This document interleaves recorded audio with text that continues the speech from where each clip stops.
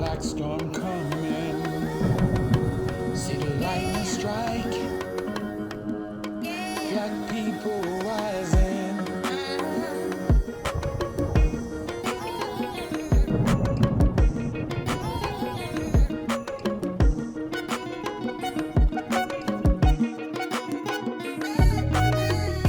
Hello, and welcome to another edition of the Umoja Circle. This is part two of a two-part series of a discussion that I started on part one. This is part two.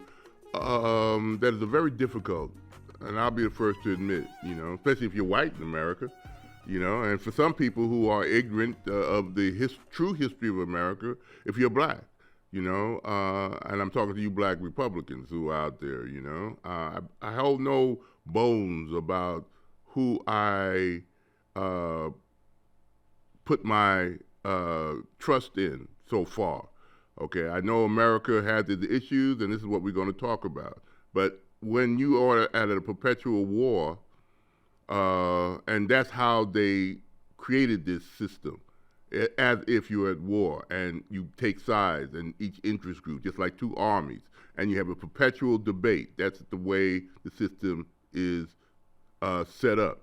Before I go on any further, for those of you who are new to the show, my name is Keith Smokey Johnson. Well, to welcome you to the Umoja Circle. For those of you who do not know what the Umoja Circle is, the purpose of the Umoja Circle is to correct errors where errors are found and to introduce facts when we find that so many people are working on fiction when it comes to who we are as people of African descent. And only through dialogue, I believe that there be a shift in consciousness. And when there's a shift in consciousness, there's a shift in your world.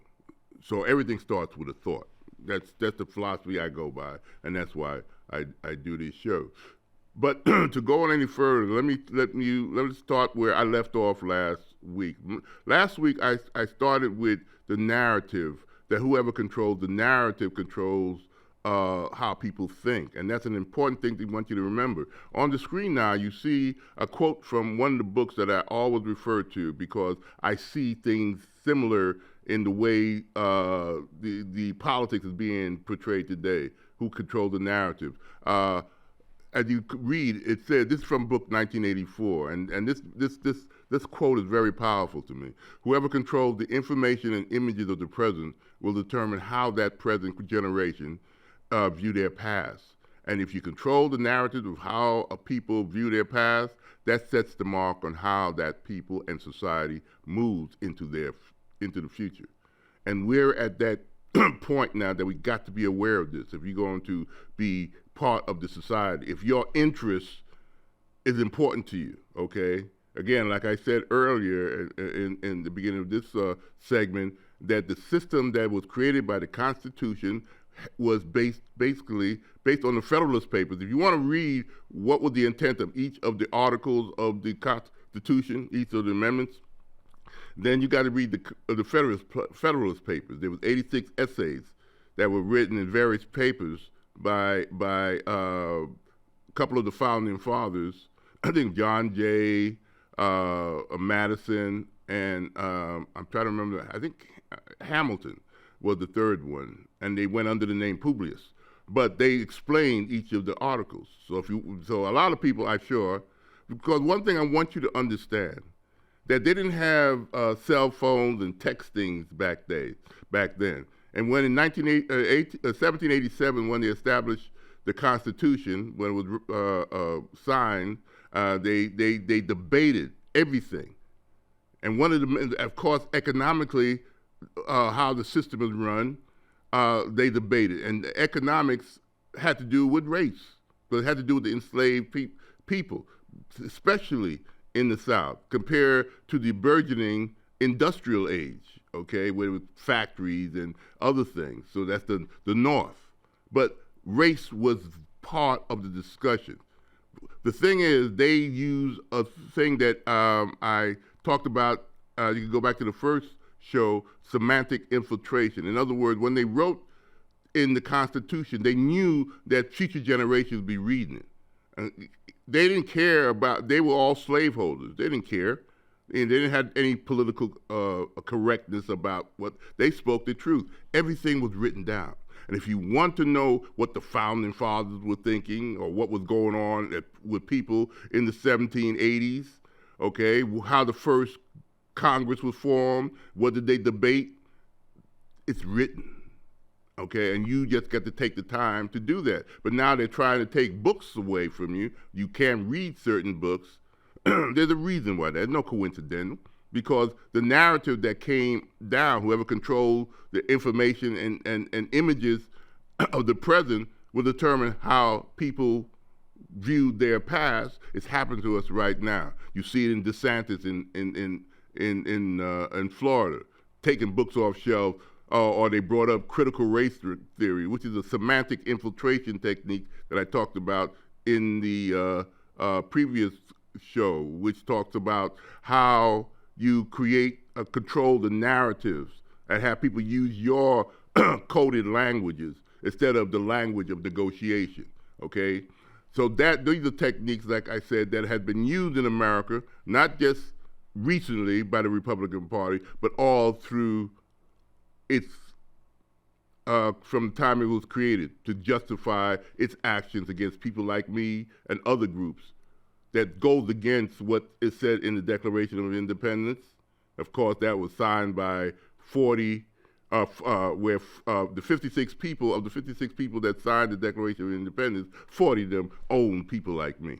And they were white supremacists because that's the idea. We are the dominant group in this society that we are forming in 1776, and those people that we control have nothing to do with this country. And that ideology, whether you like it or not, is still permeating in the 21st century. Well, let's go to this next. I want to start with this image to show that part. These are little vignettes. These are one of those. The last show, I ended up showing the Nathan Bedford Forrest statue at the State Hall of the state capital of Tennessee. They finally just got that down, took that out maybe a couple of months ago, okay, in 2023, or 2022 maybe, late 2022. But this is another vignette, and as you can see, Mammy, see that sister with the little kerchief on her head and the apron, that's a typical Mammy image. You've seen that image all over the place. You even seen it on Aunt Jemima boxes. Okay, that's degrading our black women, but that's that mythology of the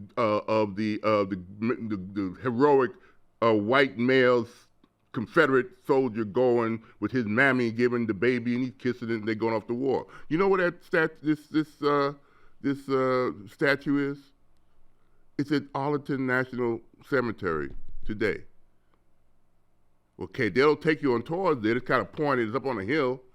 Arlington, which was, again, talking about the Confederacy, it was the home plantation where black people were enslaved of Robert E. Lee and the Lee family, okay? White supremacy hidden in plain view, okay, in Arlington, okay, which is supposed to honor American soldiers who died in battle. The Confederacy killed American soldiers. Now, I know there are some people who use the semantic infiltration that is about Southern pride, is about Southern heritage. That's semantic infiltration. That has nothing to do with reality. The Confederacy betrayed its oath to the Constitution. You might have, we could discuss it, you know, in other times if you still believe in their ideals, but they wanted to maintain slavery forever. They would have kept people like me in bondage. So how could that be a land of freedom and a land of prosperity for black people or brown people? Okay, that's the contradiction that we don't want to face yet. Let's go to the next one. Now, again, we have this semantic infiltration, and again, you could get the definition on the previous show, where it is forcing other people to use your language. And we get these semantic infiltration that the Confederacy was not about slavery, it was about states' rights, it was about heritage, it was about northern aggression. All those are code words for the one reason that they went to war, and it was for economic reasons and white supremacist reasons. As you can read, this is the first state that left the Union in 1860, South Carolina. And it said this is the justification for us leaving the Union. All the Confederate states had at state assembly, and they wrote down and sent it off a war to justify them forming the Confederacy. This is what South Carolina said. The election of a man to the high office of presidency, President of the United States, Abraham Lincoln, whose opinion and purpose are hostile to slavery, okay? Our formidable institution. Let's go on to the next one. This is what Mississippi had to say. Opposition is thoroughly identified with the institution of slavery, the greatest material interest of the world, economically, in other words. A blow at slavery is a blow at commerce and civilization. They're telling you straight up what they fought for. Let's go on. Let's go on to the next one. This is Louisiana, great state of Louisiana. The people of the slave-holding states are bound together by the same necessity and determination to preserve African slavery.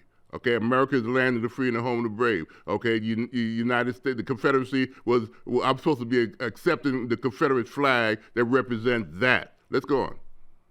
Alabama declared that the election of Lincoln cannot be regarded otherwise than a solemn declaration on the part of the great majority of the northern people of hostility to the South, her property and her institution. Her property was people that look like me. Let's go on. This is, okay. Texas, where I am, all white men are and of right ought to be entitled to equal civil and political rights. White men, not black people. That the servitude of the African race as existing in the state of Texas is mutually beneficial to both the bond and the free. In other words, our enslavement is mutually benefit to the white population of this state, and is abundantly authorized and justified by the experience of mankind that received will of the Almighty. They even include God, that God justified them controlling people like me. And with the kind of laws that are being passed by the current governor, that ideology is still in the air today. And that's why I'm having this show, to tell you that we need to wake up to this truth. This ideology did not disappear at the end of the Civil War. It just continued in the political wars that has been fought after the Civil War, and the Confederacy is still fighting it today. It might be in different names, it might be called the Republican Party, but that's what they represent with all the bills and what the authoritarian types of control, because they had authoritarian types control over black bodies. They want to control women, okay, and they want to control the brown and black people who they view as, by God, something that has been ordained. Let's go on to the next one. Okay. This is Florida. Okay. Let's go on to the next one. This is something that you got to understand. Again, when I say economic, this is how it was taught that led to the Civil War. Okay, this is a quote from a Senator, James Henry Hammond of South Carolina in 1858, 2 years before the Confederacy seceded, and all those justifications were written down at their conventions. Without firing a gun, and this is what they believed, okay, because cotton was king, and cotton was king because of black slave. Our ancestors had the whip put to them to pick this cotton. Okay, without firing a gun, without drawing a sword, should they make war on us, and now we're talking about the North, we could bring the whole world to our feet. Okay, what would happen if no cotton was furnished for 3 years? England would topple. Now you could just read the rest of it. This is where the term "cotton is king" came from his speech in Congress. And he's one of the many who betrayed America and left Congress to fight with the Confederacy. And of course, he was wrong, because England said, we got cotton from Africa and Egypt. We don't need your American cotton. But they did watch, Okay, they wanted to see what was going on this country in this country during those 4 years of hell called the Civil War. Let's go on. This is another of the so-called founding fathers in a sense. This is Key, okay, the one who wrote the Francis Scott Key, who wrote the our national anthem, you know. And you wonder, this kind of reminds me what you want to understand why Kaepernick knelt, okay, but because of his song, his writing, the poem. Well, there was a reason he wrote that third verse. You know, the rocket burst. He was on that ship negotiating when he was watching the bombing of Fort McHenry. Right, that's that famous scene. But nobody tells you that he was a slaveholder and a violent racist, white supremacist. Okay, and the reason he wrote the national anthem because he was upset when he was watching what was going on to Fort McHenry. Okay, he was part of a militia 3 weeks earlier, from the time he was on that ship, at a battle that many of you might not have heard of Bladensburg. You might have heard that at that Battle of Bladensburg, off the Anacostia River, which is another part of close to Washington, D.C. in Maryland, 4,000 British troops landed there. And he was part of the militia. This was during the War of 1812 now, okay? 3 weeks, 1814, 3 weeks before he was on that ship.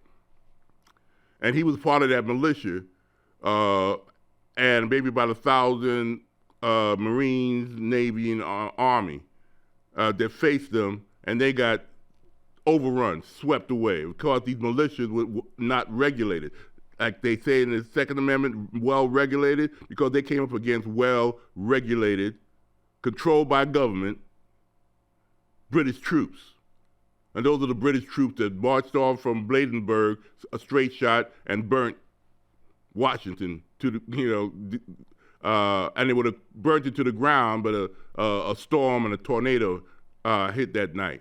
But he was remembering that when he wrote that verse. Let's go to the next video. Next slide. This is that verse that Kaepernick was talking about. No refuge, no refuge to save the hirelings and slaves from the terror of flight or the gloom of the grave. Those words right there was about, you see that image of a black man in uniform, similar to a British uniform? Well, that verse of there's a reason it's not sung. I don't know why you would have a song and you kind of coincidentally leave out a verse, the last verse of the song, maybe because it's pretty much racist.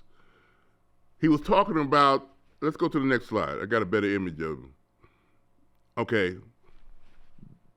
This is another look at a British soldier. And guess what? He's kind of look black, right?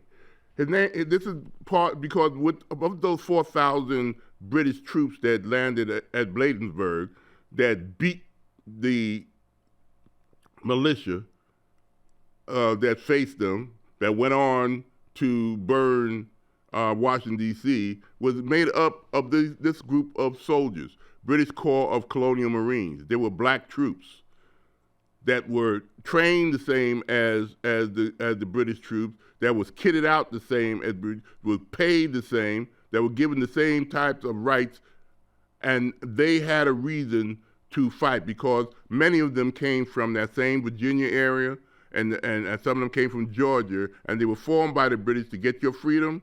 They were American enslaved people who ran away from the horrors, not the freedom and justice of America, but the horrors of enslavement, and they went to the British. And they're the ones that, amongst the 4,000 British troops that beat the militia. They had reason to do that. They didn't see America as the land of the free or the home of the brave, or they wouldn't have run away from enslavement. And that's what we got to understand from the perspective that people look like me. This was not the land of the free or the home of the brave. This was a horror story, a horror. It was horrible on those plantations. Let's go on to the next one. You wonder why? You wonder why it was horrible? Let's go back a little bit further from 1619. And you could say, well, that happened back then. But everything about history, you got to understand the present. You cannot understand the present until you understand the precedent, why things are the way they are. It started from the beginning. It started with Trump. This is America. 1630, the first American slave carrier, Desire, is built. This is in New England. Profit, money, okay? Built on our backs. Virginia law, children of enslaved mothers are slaves, regardless of their father's race. This is a way you cannot have to worry about being charged with rape as a white male plantation owner, because that's your property. You could do whatever you want. We had no laws that said they couldn't. So you can imagine, we're talking about, the abortion issue today. Black women had no right. They had to take to term the baby after getting raped of the white slaveholder. To think this, Sally Hemings, she was 14 years old, okay, when she started having kids with Thomas Jefferson. You think she could just say no? This is the history of America that, okay, the scientists don't want us to talk about, or the Republican Party. But until we have to heal that wound, we got to talk about stuff like this, all right? That you profited from it when the first slave ship. America took slavery, with open arms compared to the rest of the world. Our first slave ship, again, the Desire, was built in New England. They profited from it. Virginia law. Enslaved blacks who convert to Christianity are still slaves. So it doesn't matter if you become the rich religious or took on the master's religion, they still look at you like property that is slave. In England, there's a book you want to read, the Negro Bible, okay? C.C. Smith in America in 1849 wrote a book, How to Teach Jesus to the Slave. We were still second-class citizens, not the land of the free. And you wonder why those men ran away and joined the British, who at least tried to give them some sense of freedom. Let's go on to the next one. Let's go back a little bit. I want to look at that 1740 South Carolina law, whipping or execution if slaves grew their own food, learned to read, or assembled in groups.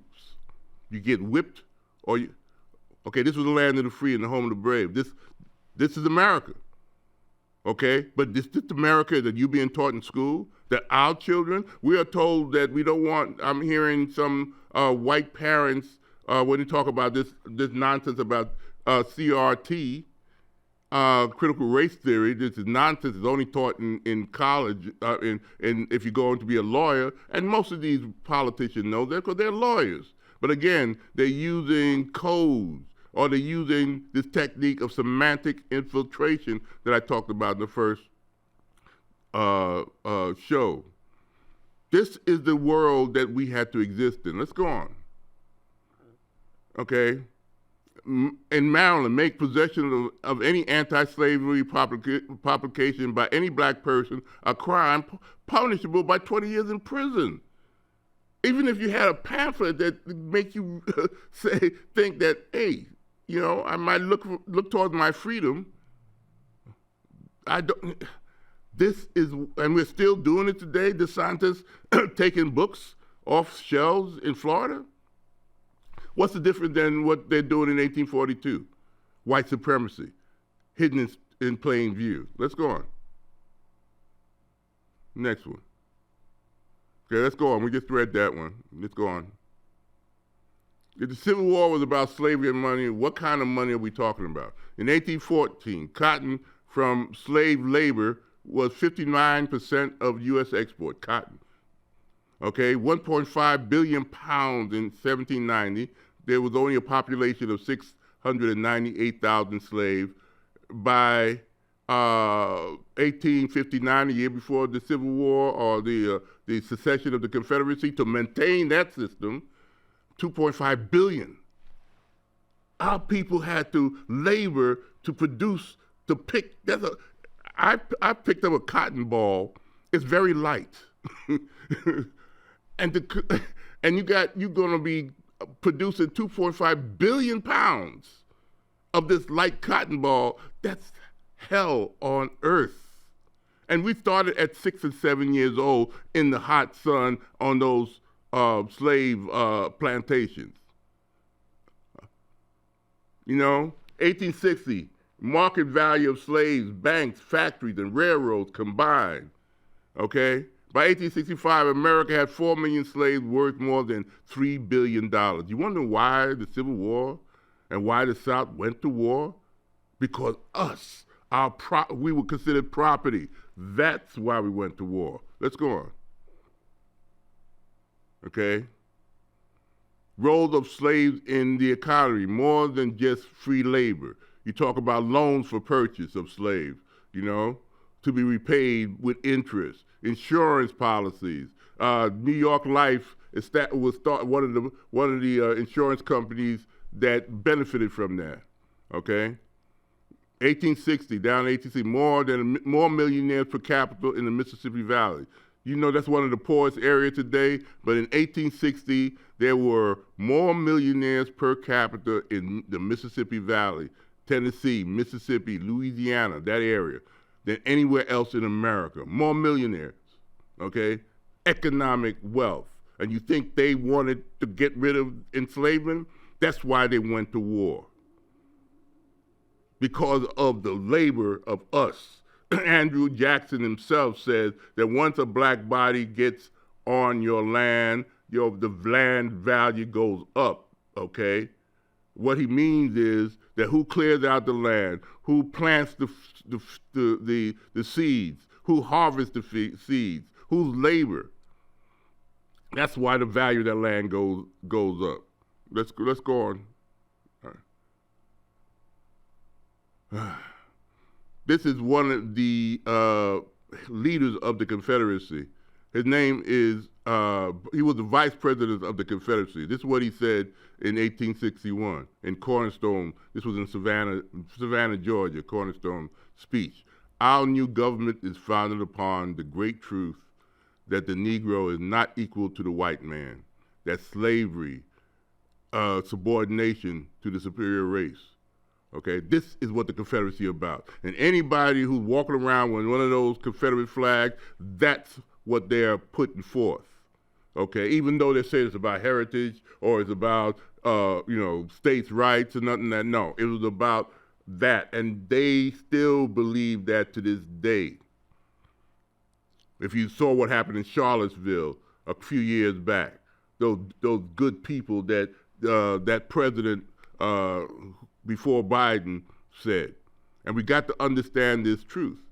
I'm just going to leave it here and leave it at this point. But I want to talk about this book. This book here is called State Laws on Race and Colors. This was done by a sister, a black woman, Pauline Murray. Okay, Pauline Murray. If you want to understand a great historical mind, look how thick this is. This is every law that was written to maintain segregation, white supremacy at state level, at county level, and at the federal level. She put together this book. Look how thick it is. To maintain white supremacy in America, throughout American history. It's right here in the book. But I gotta go, and I hope you understand the need to discuss things. That's what we do here in the Umoja Circle. So then, peace. Hotep, bye-bye.